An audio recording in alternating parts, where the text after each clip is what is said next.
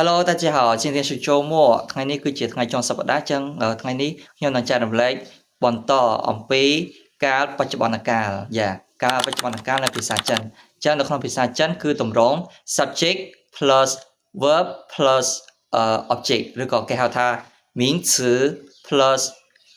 动词 plus ចុចអីចឹងមក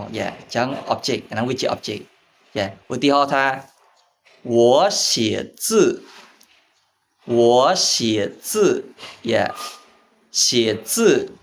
写字បកប្រែថាសរសេរអក្សរ写បកប្រែថាសរសេរ字បកប្រែថាអក្សរអញ្ចឹង我写字មានន័យថាខ្ញុំសរសេរអក្សរអញ្ចឹងចូលឧទាហរណ៍ទី2他们跑步他们跑步跑步បកប្រែថារត់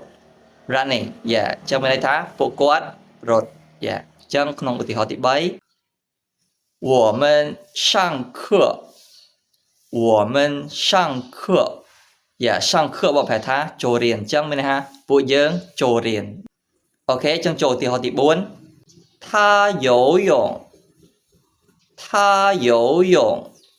游泳បកប្រែថាហែលទឹកចឹងគាត់ហែលទឹក